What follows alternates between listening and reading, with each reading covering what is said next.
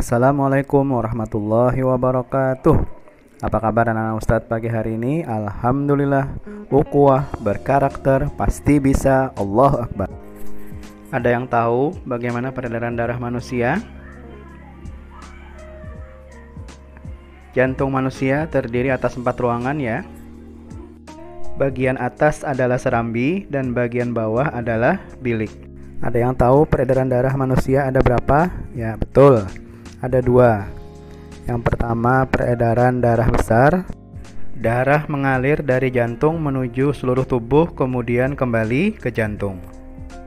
Untuk memudahkan menghafal, kita singkat bisa bilik kiri ke serambi kanan. Berikutnya, peredaran darah kecil. Darah dari jantung menuju paru-paru kembali ke jantung. Untuk memudahkan menghafal, akan disingkat BASI. Artinya bilik kanan ke serambi kiri. Peredaran darah yang pertama adalah jantung. Yang kedua pembuluh darah. Dan yang ketiga adalah darah. Jantung manusia terletak di dalam dada sebelah kiri. Jantung berfungsi untuk memompa darah ke seluruh tubuh. Dan jantung berukuran sama seperti kepalan tangan masing-masing pemiliknya. Penampakan jantung kita ubah menjadi seperti berikut. Dan masing-masing ruang jantung seperti pada gambar.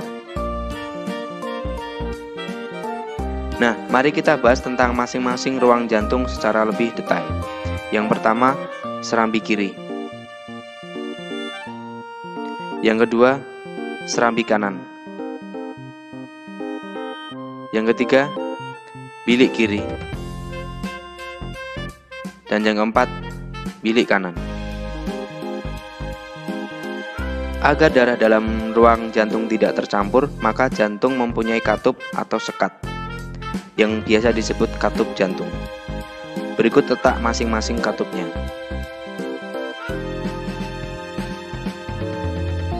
Selanjutnya mari kita bahas tentang cara kerja jantung.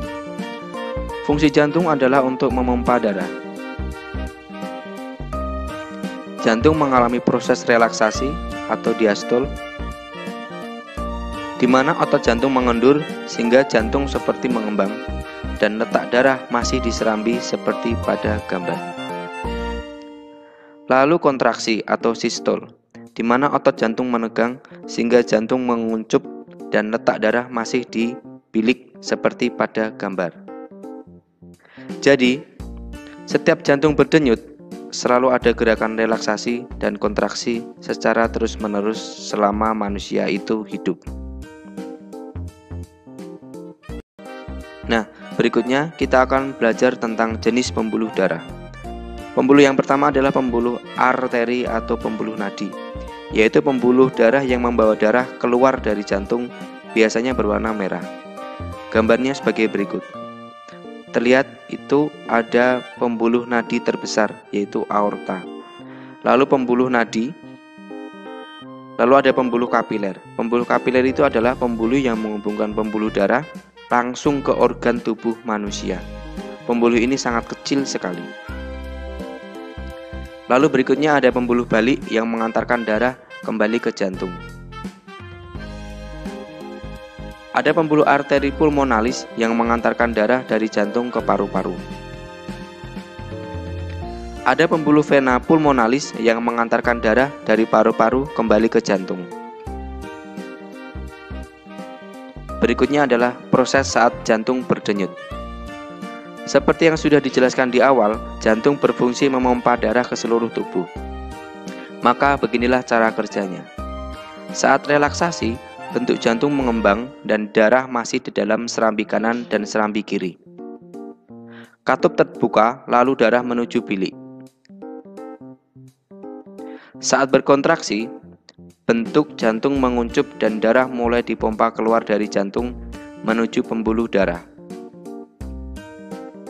ke paru-paru dan ke seluruh tubuh. Lalu kembali ke jantung lagi. Proses tersebut secara terus menuju ke bilik kiri, lalu menuju ke pembuluh darah, berkumpul sementara di aorta, lalu ke seluruh tubuh melalui pembuluh nadi atau arteri. Setelah itu mengalir melalui pembuluh balik atau vena menuju serambi kanan, dan lanjut ke bilik kanan, lalu menuju ke arteri pulmonalis. Di paru-paru mengalami pernafasan, lalu menuju vena pulmonalis. Proses tersebut terjadi secara terus-menerus setiap jantung berdenyut. Tentang warna darah pada peredaran darah. Saat darah menuju paru-paru, darah masih berwarna biru sehingga banyak mengandung karbon dioksida atau CO2. Tetapi saat kita bernafas, kita menghirup O2 atau oksigen.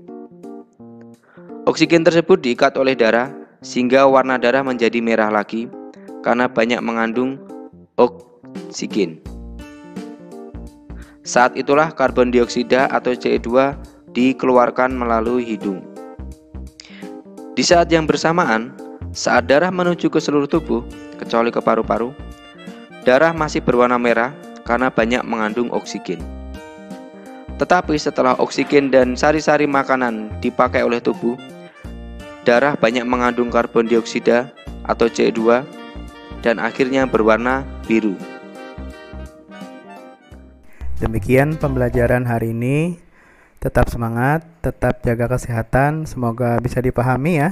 Terima kasih. Assalamualaikum warahmatullahi wabarakatuh.